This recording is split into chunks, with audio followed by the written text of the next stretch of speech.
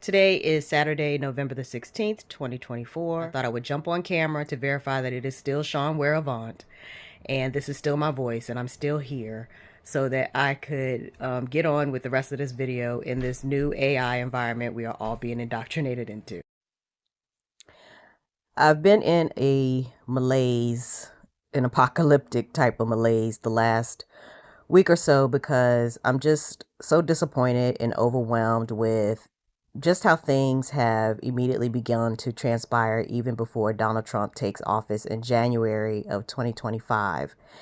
And the reason that I've been in this malaise is because, I wonder sometimes who is not only listening to me, but is actually doing something to try to impact the changes necessary that will affect all of us. And the biggest issue I've been having is having to watch the slow erosion of any sense of freedom, of free will and choice, and especially of our individual voices. In an election, our voices, individual, unique voices, are represented how? Via our vote. So if our votes don't matter, then it means our voices don't matter. And if our voices don't matter, it means that we are not being heard or we cannot be heard. So before I start this, I wanted to share with you a story about choice and my children as they were growing up. I actually wanted to find a picture of Amaya in her princess dress, but this is Deja in hers. And then, of course, at the bottom is a picture of all three of them dressed for Halloween that particular year. And the reason I wanted to share it is because Amaya went through a phase where she wanted to wear her princess gown everywhere. And I didn't have a problem with it. But the only problem we were having was her wanting to wear the princess gown to school, which she could not do because the school has uniforms. And so the way that we overcame this was I would choose, she was very fashion conscious as a little girl. And I would choose two outfits for her and then allow her to choose what she wanted to wear from those two outfits or from those two variations of styling for her uniform. And so she felt like she had a choice and it wasn't just me deciding for her. But she will be 21 in December. And there has been a huge gap between that time and now. And Amaya wears whatever she wants to wear. And the reason I'm bringing this up is because when she was younger, it was important based on her level of understanding that I preserve her sense of her capacity to have a choice. But I had to still be in control of the kinds of choices that were available to her because having too much exposure would have made it too challenging for her to come to a decision that would not only be beneficial for her, but that would be acceptable to me as her mother. So when you think about how our elections are designed and the choices that we have, a lot of times people get frustrated because they don't like either of the choices, but they feel like that's the only choice they have. And this is another reason why I have pressed so much about localized governance, because in a localized governing situation, people have lots of choice. And not only do they have choice, if they find that the choices they made are not working, they're in a much better position to make changes to ensure that everyone's needs are being met at all times. So with that being said, I just want to share some things with you to contemplate so that you can understand why I have this prophet of doom apocalyptic malaise sort of hovering around me right now, because things are not moving in the direction I would like to see them move in. And the only way that it will happen is if each individual person uses their individual voice to do the things that are necessary to ensure all of us are safe, healthy, and happy in our own homes, in our own families, and in our own communities. You know, there are prophets that say the world will come to an end in the Middle East. You know that, right? Donald Trump's defeat was announced while the president was playing golf and when his campaign was setting up in a gardening firm's yard just by an adult bookstore and a crematorium. This story starts with Donald Trump tweeting that there would be a press conference on Saturday morning at the Four Seasons in Philadelphia. People assumed he meant here, the Four Seasons Hotel, but another tweet followed with a clarification.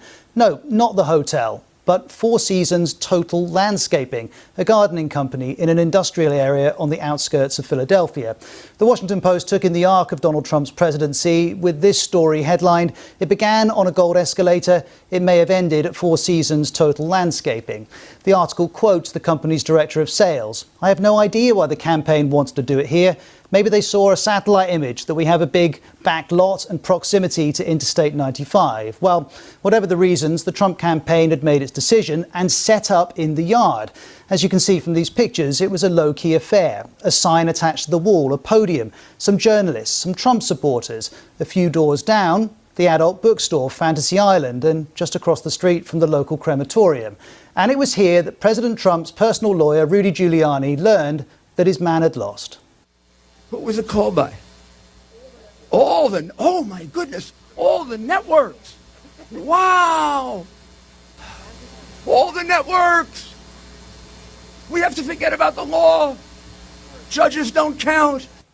Credit where credit's due. The Philadelphia Inquirer has been doing a lot of the heavy lifting on this story, publishing a detailed account of the whole thing.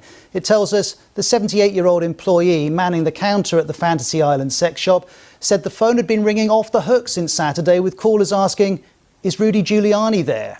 Go online now and you can buy a range of Make America Rake Again and Law and Order merchandise. And while they quite reasonably make the most of the attention, it remains unclear whether the Trump campaign booked the whole thing in error or not. Either way, at 11:24 on Saturday morning, America reached a historic moment. CNN announced Joe Biden as the president-elect, Donald Trump played golf, and his campaign was in a car park by Fantasy Island. And I made them pay. I said, you got to pay. And one person at a very closed meeting, press knew about it a little bit, but they never reported it because it was a good thing, not a bad thing. So naturally, you don't hear about that. But it was at a meeting, and he stood up, the head of a country, of one of the countries. He said, so does that mean that if we don't pay, you will not protect us from Russia? It used to be the Soviet Union, now it's Russia. Sort of the same thing. I said, that's what it means. You will not protect us? I said, are you delinquent? Yes. Let's say we're delinquent. I will not protect you under any form. You will not be protected. And the following day, we took in billions and billions of dollars. The money came in, and Stoltenberg, the Secretary General, a good man, he said it was the most amazing thing I've ever seen. Obama would come and make a speech and leave. Bush would come and make a speech and leave. Trump would come and look at the statement and say, man, because we were almost paying for all of NATO. So we were getting screwed on NATO and screwed on trade. A double. Nobody else would have done. This is crazy. So we're protecting you, and you're taking advantage of us on trade. I said, sorry, we're not going to take it anymore. But the money came. We took in hundreds of billions of dollars in NATO. Hundreds of billions. And by the way, they should be paying 3 to 4%, not 2%, okay? They're 2%. They should be much higher than that. But that's up for whoever is going to be the next president. I think Kamala, it's not going to be high on her list.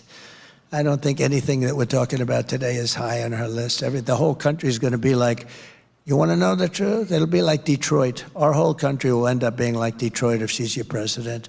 You're going to have a mess on your hands. She destroyed San Francisco. She destroyed, along with Newsom, California.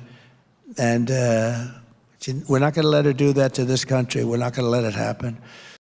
When I spoke at this forum 2 years ago, I told you that we had launched the great American comeback. Today, I'm proud to declare that the United States is in the midst of an economic boom, the likes of which the world has never seen before. Today, I'm pleased to announce the United States will join 1 Trillion Trees initiative being launched here at the World Economic Forum. 1 trillion trees.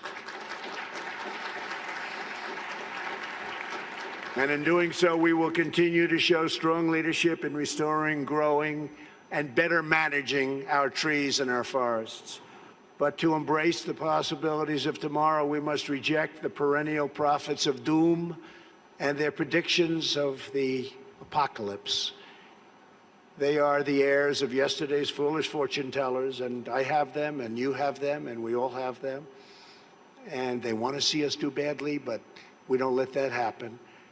They predicted an overpopulation crisis in the 1960s, mass starvation in the 70s, and an end of oil in the 1990s. These alarmists always demand the same thing: absolute power to dominate, transform, and control every aspect of our lives. We will never let radical socialists destroy our economy, wreck our country, or eradicate our liberty. America will always be the proud, strong, and unyielding bastion of freedom. In America, we understand what the pessimists refuse to see: that a growing and vibrant market economy focused on the future lifts the human spirit and excites creativity, strong enough to overcome any challenge by The past few decades have seen enormous inequality that has steadily risen over the last 40 years, which is why by 2019, the world's richest 26 people owned more wealth than the poorest 50%. But then after COVID, the biggest wealth transfer in history occurred. Now, to put into scale how big this wealth transfer truly was, we have to look at the stats. In early 2020, before COVID began, billionaires alone as just people owned 2% of total global wealth, and this is only including publicly available information. But just a year later, and this number was now 3.5%. 1.5% more of the total global wealth has gone to just billionaires alone, all in a single year. And the result of this is ginormous wealth for the top elites and a never-ending hamster wheel for the masses, where you can never control your own money, where you never own anything, where you have no property, land or assets, or even any prospect of owning these things in the future, just continually renting everything with nothing to your name. Because in the last couple years, as wages have stagnated, the cost of everything around you has gone up exponentially, only continue to go up and up while your income starts to shrink. And so it was no surprise that as this great wealth transfer unfolded, the World Economic Forum unveiled their new plan, the Great Reset. Now, for those of you unaware, the World Economic Forum is a priestly caste of people mixed up of global leaders, royal families, BlackRock, the world's biggest companies, the biggest banks, the biggest pharmaceutical companies, mainstream media outlets, and the top celebrities. Pretty much a culmination of the world's most powerful people. And these are the people who create agendas and policies that are then adopted by organizations such as the UN, World Bank, IMF, and national governments. And this private organization has no democratic vote, and yet it is quite clearly one of the most powerful organizations the world has ever seen, not just affecting the West, but also Russia and China. So when they unveiled their plan for a Great Reset, this marked a new chapter in human history, and the leader of this organization is Klaus Schwab, who claimed the Great Reset would provide a unique window of opportunity to reshape our world. And I see the need for action. I see the need for a Great Reset. And one part of this agenda was to make the world greener, more carbon neutral, which sounds great. But what exactly did he mean by this? Well, as you might have noticed, all governments in the West in just the last year have promoted these policies heavily, with the West now being forced to cut their ammonium and nitrogen emissions by 50% alone. However, for many farmers in Europe, their livestock normally produce ammonia and urine and feces, and so farmers all across Europe were recently forced to cut 30% of their livestock, which meant huge swaths of farmers were forced out of business by the government. And yet these same rules never applied for sectors like the airline industry. So suddenly farmers and workers across Europe protested. But at first these protests were smeared as just crazy right-wingers. But as this resentment grew and the protests gripped European nations, the government acted harshly, with live rounds being fired upon these protesters. I mean, in the Netherlands, they even changed the law that officers who killed protesters were now immune from manslaughter charges. And whilst the media covered this up, the Dutch government would never receive any backlash, as they were cowing to the World Economic Forum orders, and the working class people in Europe were forced to see their futures destroyed before them, as they were attacked and mocked in the media. And so it was no surprise that around this period, Klaus Schwab, the leader of the World Economic Forum, warned of increasing anger. We have to prepare for a more angry world. Because Western governments were now forcing the food supply to run dry, whilst artificially inflating the prices amidst a global global food shortage, only deepening the economic crisis that the majority of the West were facing. And in an act of doublethink, something that came straight out of 1984, media outlets like Reuters would then claim that there was no evidence that the Dutch government worked with the World Economic Forum to impose these new laws, which really isn't all that surprising given the World Economic Forum partnered with Reuters for exclusive content distribution, as the World Economic Forum, otherwise known as Big Brother, controls the flow of information. And whilst you might not see the anger in the news, these protests haven't stopped in Europe. I mean, just recently, protests have gripped the country of France, as the President Macron has risen the pension age, meaning it's going to take longer and longer before workers can ever receive a pension. Even though the majority of France hates this idea, this was imposed anyway, as democracy in Western nations is becoming a facade. In fact, democracies aren't even obeying the people anymore. They obey corporate and financial interests rather than the popular vote, the World Economic Forum over the people. And that's why our freedoms are slowly being stripped economically and socially. Because if everyone had social and economic freedom, then the whole system would collapse. And instead of new parties emerging and addressing these protests, you're now seeing the militarization of the police, more surveillance, more distraction. And it's following this agenda that people like Bill Gates are claiming at the World Economic Forum that during our current worst cost of living crisis and the ongoing fuel shortages, Bill thinks that workers should now also be paying carbon taxes, all whilst people like Bill Gates are using the most carbon of all. They'll preach things like private property for the average person will be a bygone relic, all while snapping up record amounts of farmland across the US, following their mantra of you'll own nothing and be happy. And all you're left with is again more distraction, more noise, more misery, more tension and more depression. No more family units, less farms, less freedoms, and no more rights to pursue happiness. And this is just one of the reasons our habitus has been violently shifted towards consumerism and hollow material wealth, because we're being starved of it. We're honored to be joined tonight by one of the people who is going to help us build this incredible future. And he is a truly incredible guy. And I don't say that often. He's a great gentleman. He's done such an unbelievable job for North Carolina, for Georgia, for Alabama, for Florida, for Tennessee. His name is Elon Musk. He saved free speech. He created so many different great things. Where is he? Come on up here, Elon. Is the only reason we can now send American astronauts into space. Come here. Take over, Elon. Yes, take over.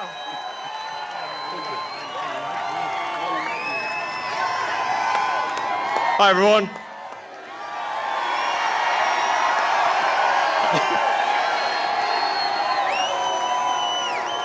As you can see, I'm not just MAGA, I'm dark MAGA. Well, first of all, I want to say what an honor it is to be here. And, you know, the true test of someone's character is how they behave under fire. And we had one president who couldn't climb a flight of stairs, and another who was fist pumping after getting shot. Fight, fight, fight! Blood coming down the face. Now, America is the home of the brave. And there's no truer test than courage under fire. So who do you want representing America? Yeah. This is no ordinary election. And free speech is the bedrock of democracy. And if people don't know what's going on, if they don't know the truth, how can you make an informed vote? You must have free speech in order to have democracy. And the Second Amendment is there to ensure that we have the First Amendment.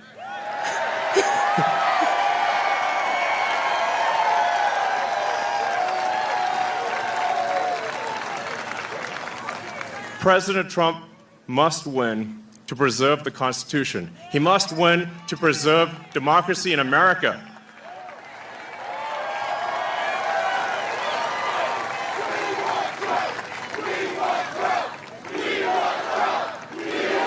Yes.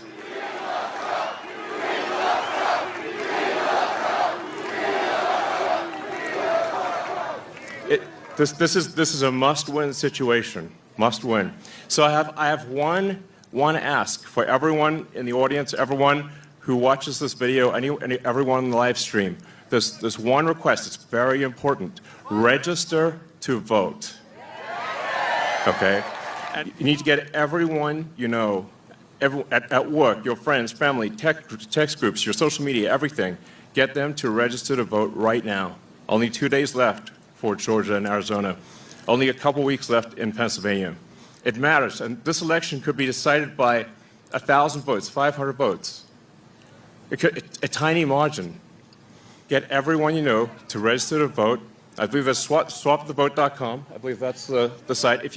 And double check that your registration is good. Don't take it for granted. I believe that's swapthevote.com. I believe that's the site. And double check that your registration is good. Don't take it for granted. I believe that's swapthevote.com. I believe that's the site. And double check that your registration is good. Don't take it for granted.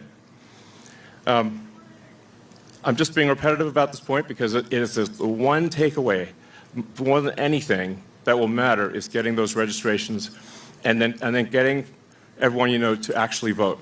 That is what will decide this election, especially in Pennsylvania.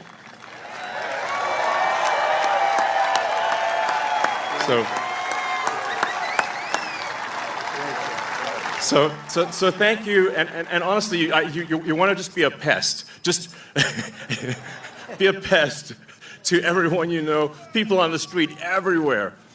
Vote, vote, vote. Fight, fight, fight. Vote, vote, vote. Thank you.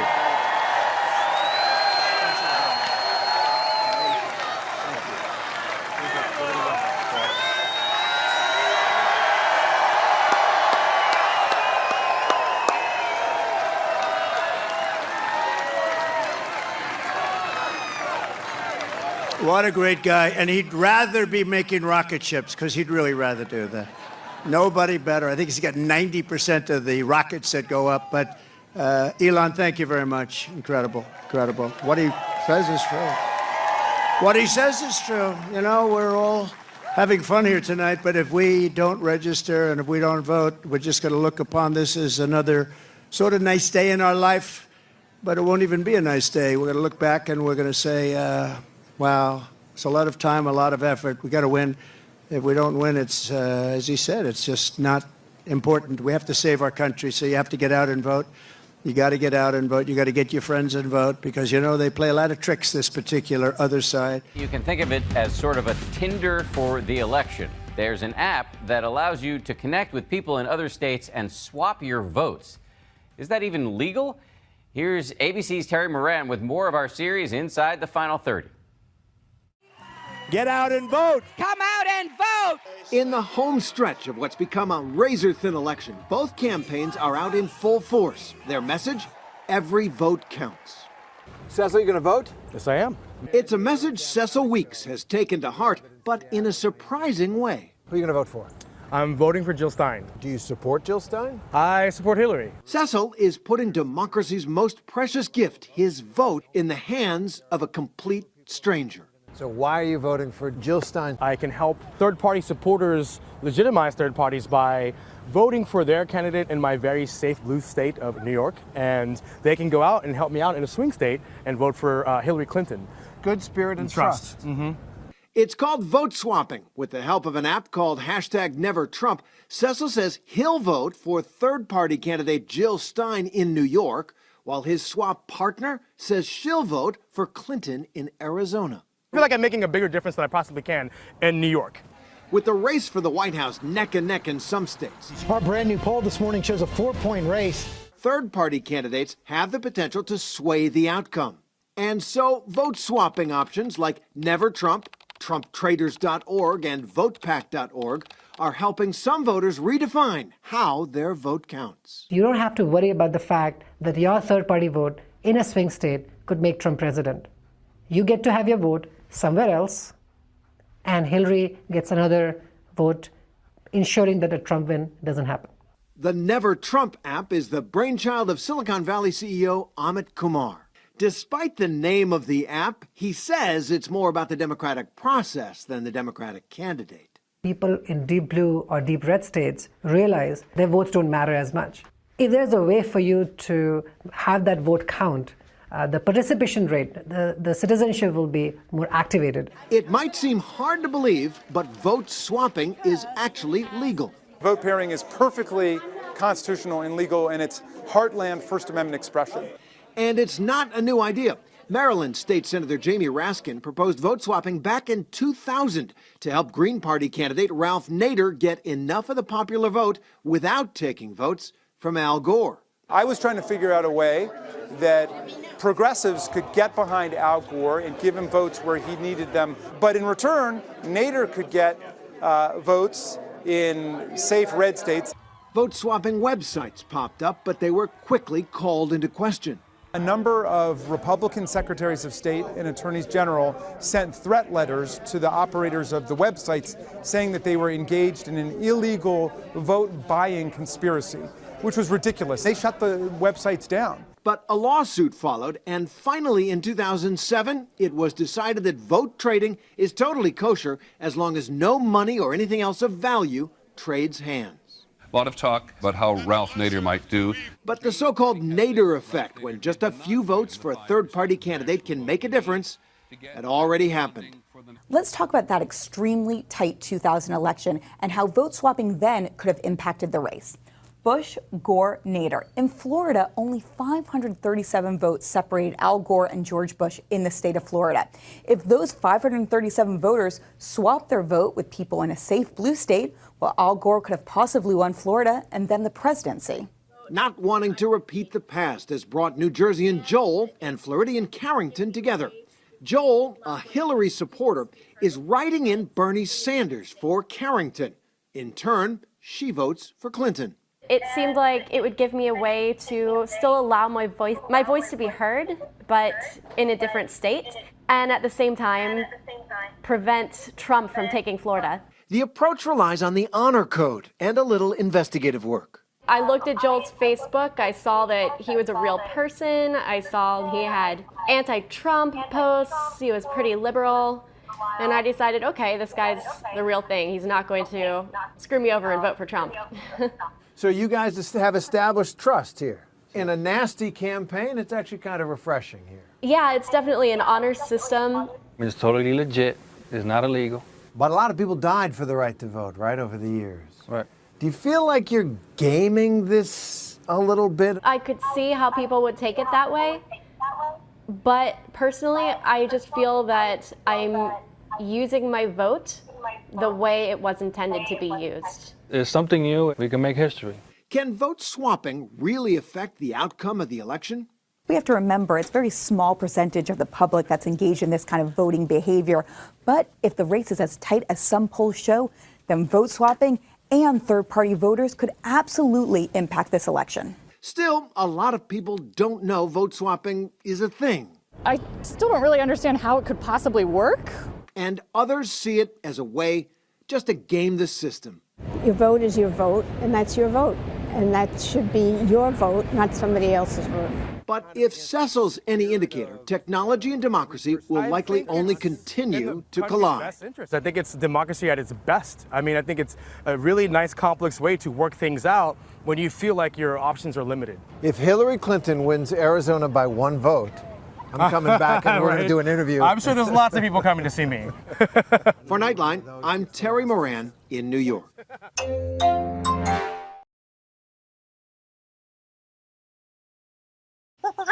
The Joe Rogan Experience.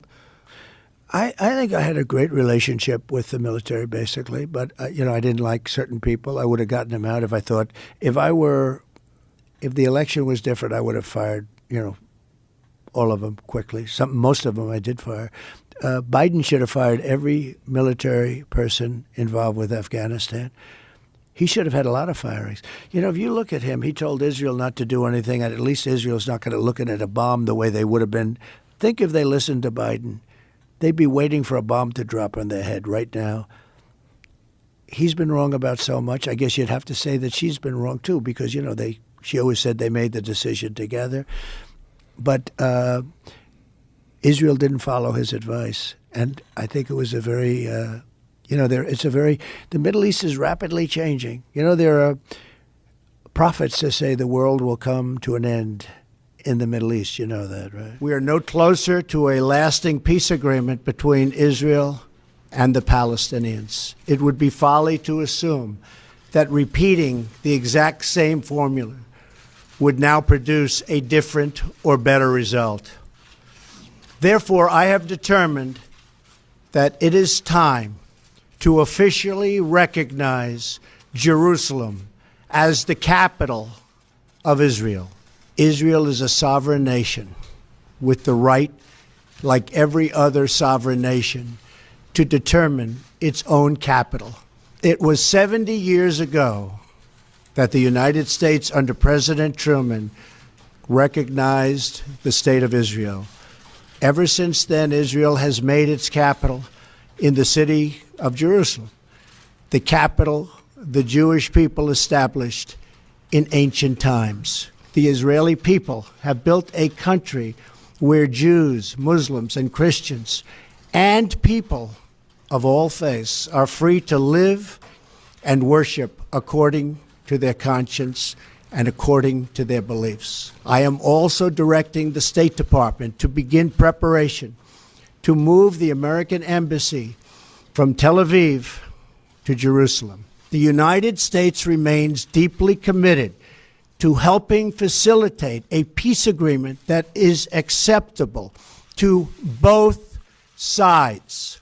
In the meantime, I call on all parties to maintain the status quo. This sacred city should call forth the best in humanity, lifting our sights to what it is possible, not pulling us back and down to the old fights. Vice President Pence will travel to the region in the coming days to reaffirm our commitment to work with partners throughout the Middle East to defeat radicalism that threatens the hopes and dreams of future generations. There are prophets that say the world will come to an end in the Middle East. You know that, right?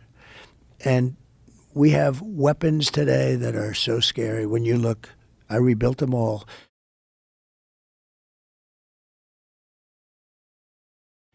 And when you look at the weapons we have today, the biggest threat we have in the world today is nuclear weapons. And we have other weapons, too, that are devastating. But the nuclear weapons, the biggest threat we have in the world today, and that's what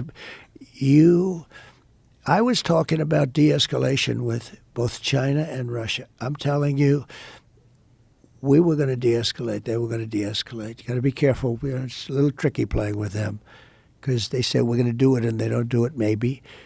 But they understood the curse, too. It's a curse. It's China's way behind us, but they'll catch us within 5 years. So let's imagine, let's say you win in November. What do you do differently, and how do you change this course that it seems we are on for World War III? How do you get us out of Ukraine? How do you stop what's going on in the Middle East? How do you put a stop to this? Well, it's a very to me, it's an easy question because I think I can do it easily, but it's a complex question in the sense that the times change. Every day changes.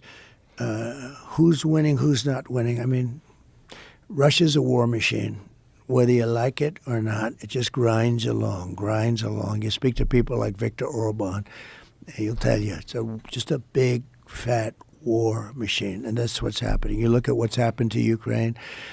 And again, I do not want to tell you, for the purpose of looking smart to 5 people that, that say, oh, he was great. Because if I told you exactly what I do, I could never make the deal.